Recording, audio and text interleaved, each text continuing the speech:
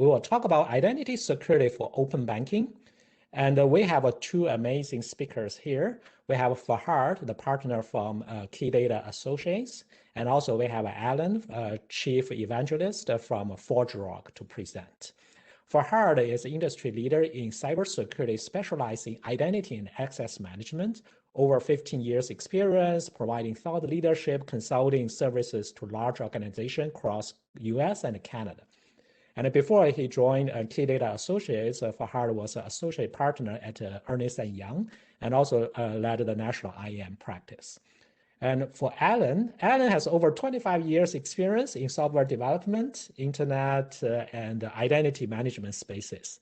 And he also serves a lot of positions in organizations such as DIACC, Cantera Initiative, IEE, ISTO, and ID Pro. I hope I get all those right. And prior to joining ForgeRock, Allan has worked for Apple, Netscape, AOL, Google Associate, and Sun Microsystems. So thank you, Brian, for the kind introduction. And as Brian mentioned, I'm a partner at KeyData. For those of you who don't know KeyData, KeyData is a cybersecurity company, focuses on identity and access management services. We are the largest integrator of identity solutions in Canada.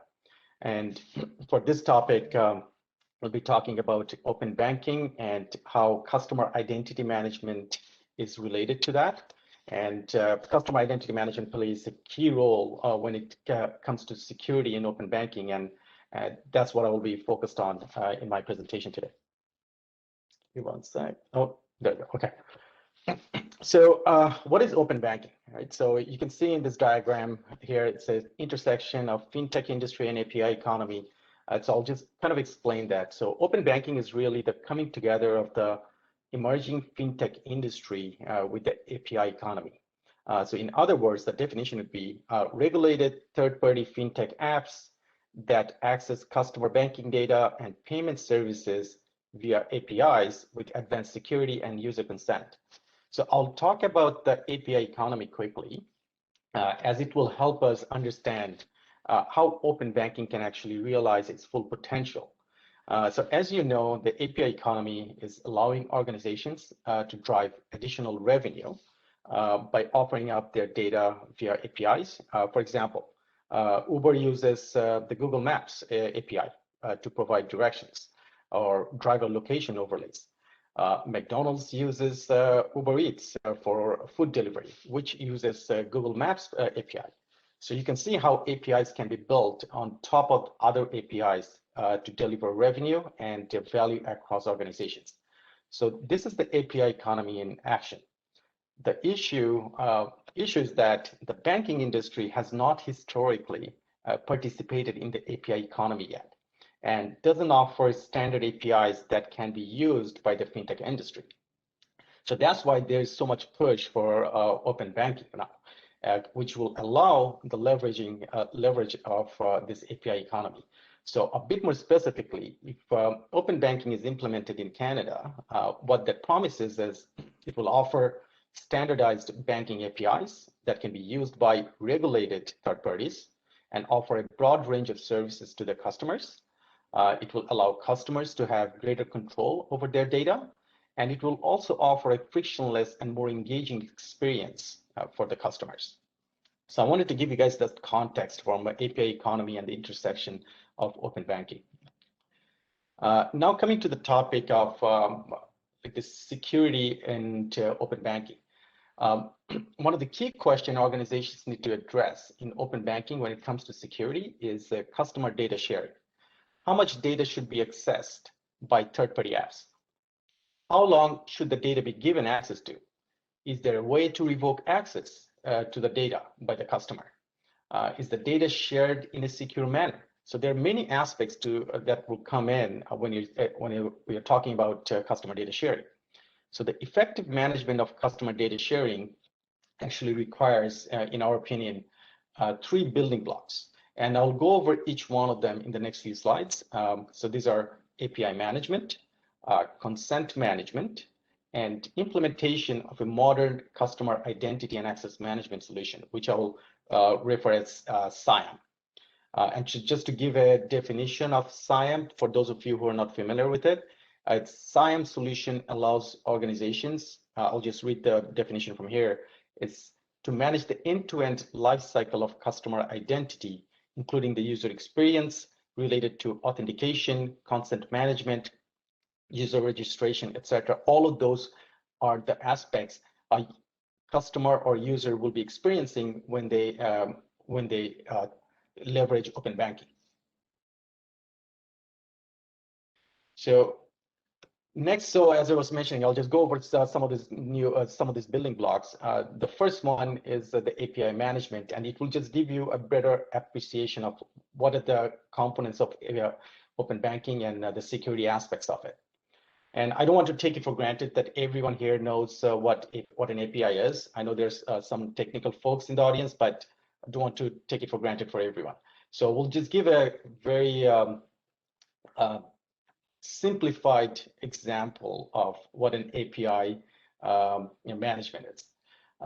So one of the examples I found online is that think of an API like ordering food in a restaurant.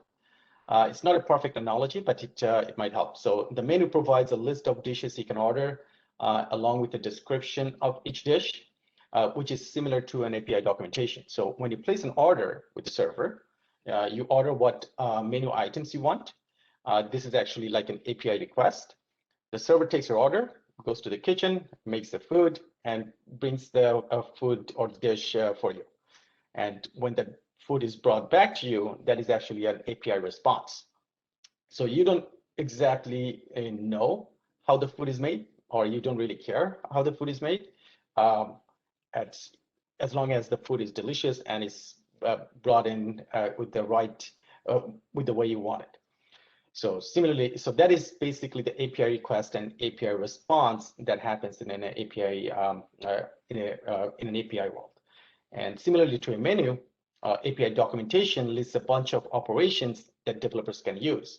So one of the examples would be, in this case, in open banking, the customer banking APIs. So the developer doesn't need to know how those banking API works. They just need to know what can they request from the bank to an API request and what they will get in an API response.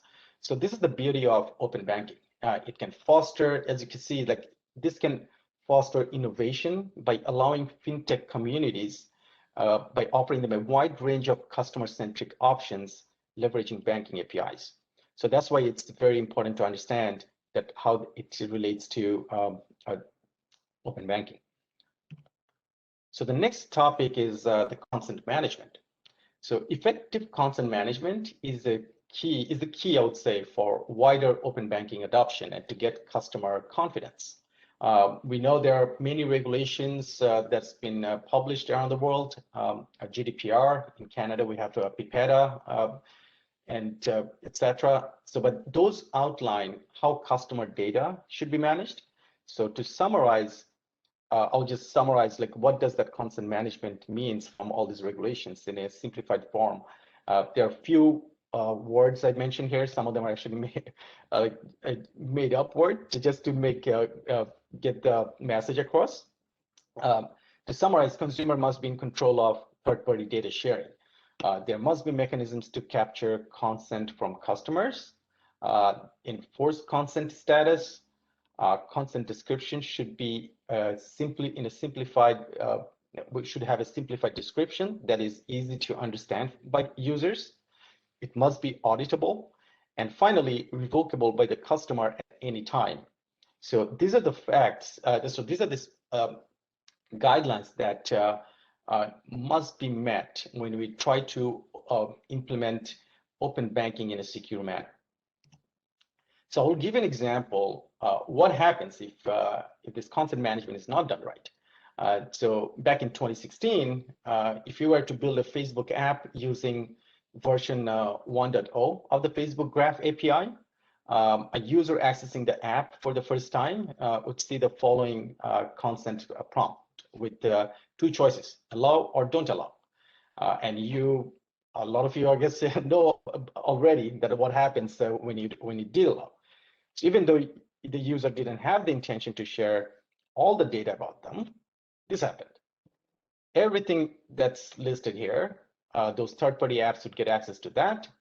In addition to it, all friends of the user, also user's information was also shared with the third parties. So that's, and there was like a lot of guardrails being put on now, but that kind of consent that is not really truly a consent management. It's taking advantage of for the user's consent. So moving forward to 2021 now, there are actually more efficient way of doing this. Here's an example of a modern consent screen offered by one of our partners here, ForgeRock, that can allow you to allow the users can manage their consent in a more structured and secure manner, and user will have the control of managing his consent. So this provides a much cleaner picture of what is actually being requested. It gives the user clarity and choice about what they want to allow and what they don't want to allow.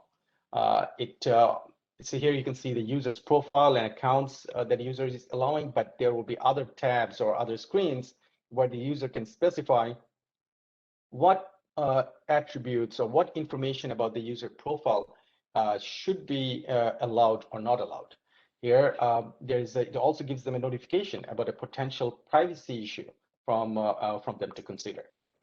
And finally, it allows users to specify a validity period for the consent. So if the user wants it for a day or a month, or just changes his mind, come back and revoke it, it truly gives the user a control over what consent is given.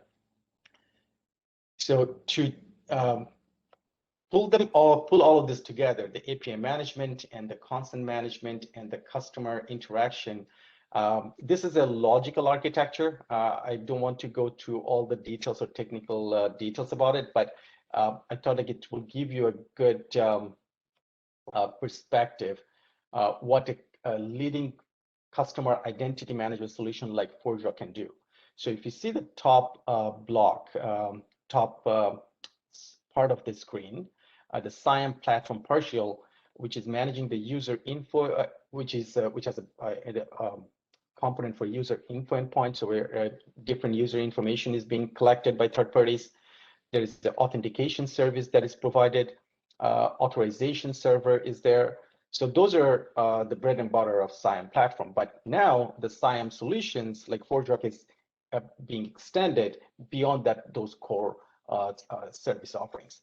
It can be extended to do a more mature consent management and also customer API management. So it's a SIAM solutions enhanced security perimeter that can provide an end-to-end security when it comes to open banking and interaction with fintech solutions. So with that, I will invite Allan Foster from ForgeRock to share his experience in the world of open banking and how ForgeRock is helping accelerate open banking. Allan? Thanks, Fahad, and thanks, Michelle. Those are both wonderful perspectives on open banking and what we're looking in that. And from ForgeRock's perspective, where, as we pointed out, we are fundamentally an identity platform, right? A platform onto which you base your identity management. I'm sort of going to start off with just a little bit of context and sort of jump into this idea around, Michelle brought up the topic of the global open banking scenarios that are going on around the world, right? And I'm not going to dive in to look at each one of these different boxes or these areas that we've got in here. But the one thing that this slide does tell us, right, is that this is not an isolated event. Open banking is happening everywhere, and there's all sorts of these different open banking initiatives that are coming up. One of the key points that I want to bring up about open banking is that banks, traditionally, we think of them as being providers in an open banking space. Some of the biggest opportunities for banks are also as consumers. And so as we start thinking about the challenges involved in this, think about the challenges where the bank is not only providing banking services to fintechs or other things like that, but may also be able to consume those services and provide new and innovative kinds of services, or the ways of doing business with their customers that is quite different than what they are sort of used to thinking about.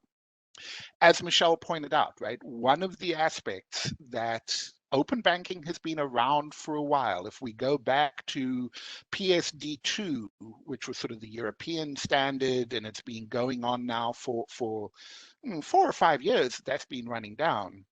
All of a sudden, 2020 came along, and as we spoke about, it didn't change anything, but what it really did was accelerated digital adoption. It really accelerated how users want or need or are forced to have to interact with their financial institution, with multiple financial institutions and others. And so I sort of want to dive into that a little bit. And as an example, Michelle pointed out how the UK has accelerated by that, right? Where users started downloading, a large number of users downloaded their app for the very first time last year, right? And it's A, because it's there and the facilities are now available, and B, because we have this pandemic that's forcing them to, that the adoption is being driven. Going into what we were talking about with Fahad, really, when we start talking about open banking, what we're talking about is opening up data access within the banking business, right? Thinking about data, not in terms of owners of data and services, but thinking about how do we open up the data? How do we consume data from other places? And how do we allow data that we have to be shared or consumed by other service providers? And it really is this idea of thinking about the architecture of putting data and service providing quite likely in between different banks, different financial service providers. Fintechs are obviously driving this, and Michelle pointed it out, right? Fintechs are really driving this in with some really interesting, innovative kinds of services that they're being able to offer into that. However, some of the big financial service providers are doing exactly the same thing and being able to leverage each other's services to become specialists in some particular aspect. And we've sort of seen this already in financial services. For example, where you have one provider who may be making a specialty of providing stock services or investment services, and another one that may be providing a specialty in providing home mortgages, but offering those services to other financial institutions and thereby making a bigger ecosystem for everybody involved. And so as we start looking at open banking, we start looking at, as we were just talking about, APIs and architectures to do that, and accelerators, tools, infrastructure, and systems that we can use to help us build that infrastructure. And one of the key aspects about that is identity. Now, in one of my other roles, and as Brian pointed out earlier on, I have multiple hats on. One of my other roles DIAC is the Identity and Authentication Council of Canada. And in fact, I'm going to go back to what Michelle said about a fast follower.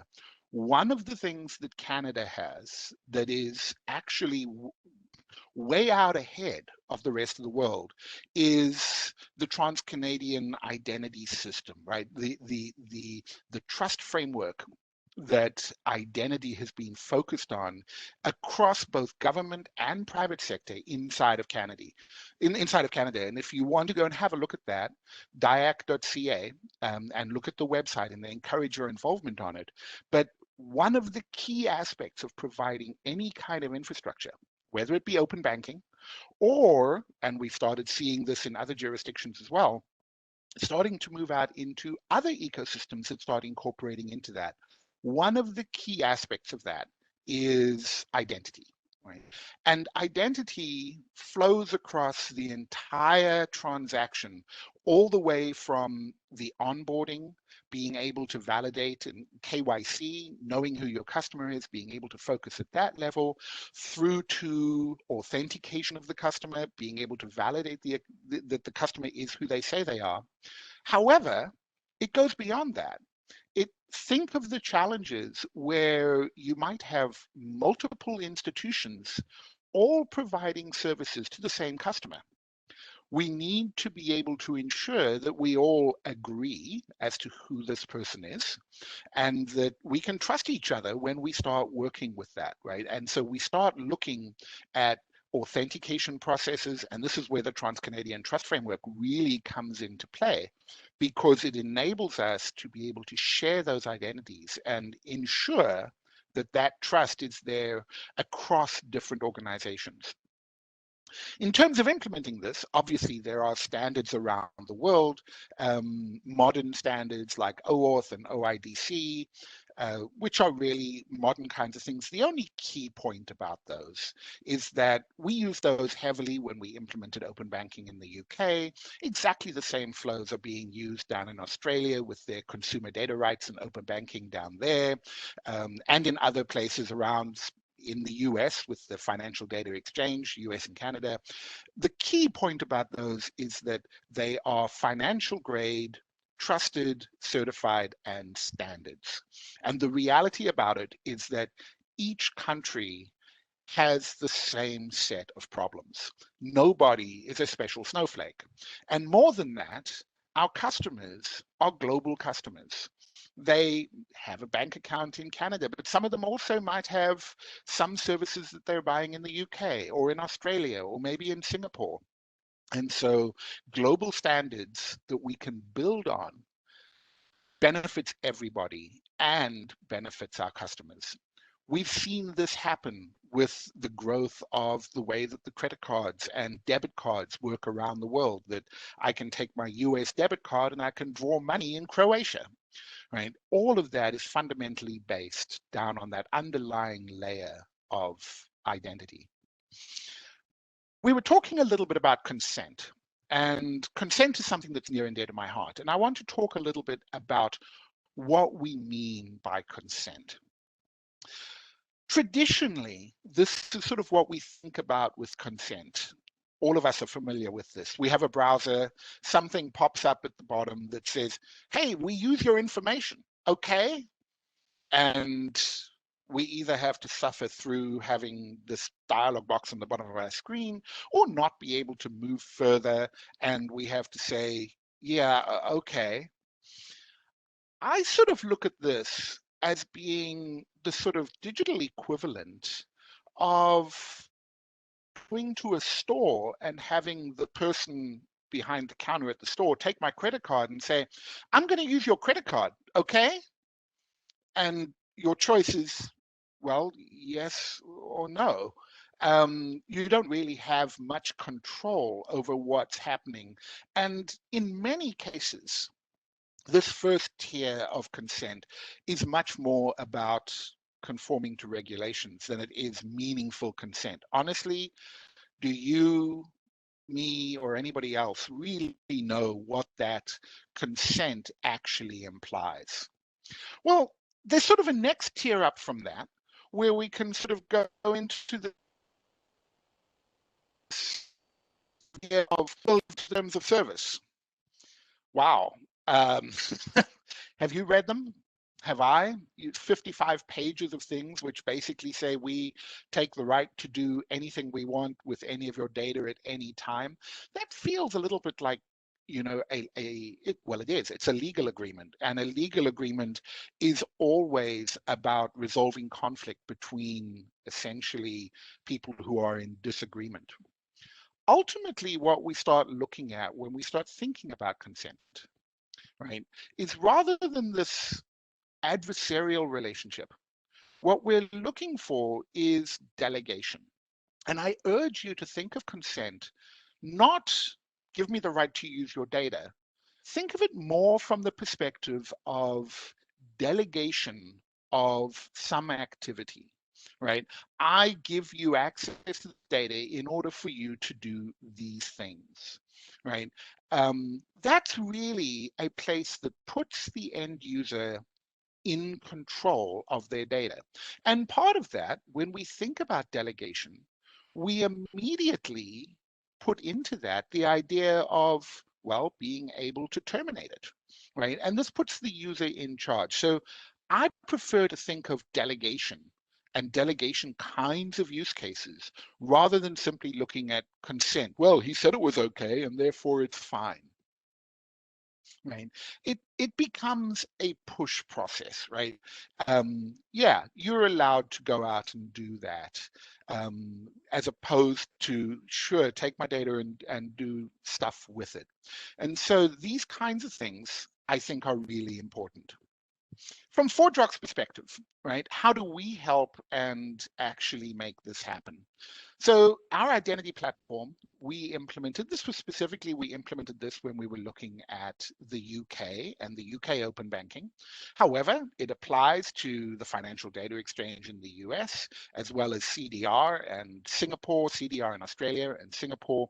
We have a set of tools and APIs that can enable you to manage all of those identity kinds of things in providing your financial service. In order to do that, and feel free, we can reach out afterwards, we can talk about the sandbox, but in order to do that, there's two things that you need. On the right-hand side of the page, you've got ForgeRock, which has the software, the tools, the platform, and all of these kinds of things in order to deploy the tools that you need. On the left-hand side of the page, you need a partner or someone to actually help you look at your problem and how to integrate your specific use case in with those tools. And that's where KeyData fits into it. And so I'm going to stop at that point and say that this partnership is sort of really where we're looking at. And I think we move on at this point to the panel, right, Brian? Give it back to you.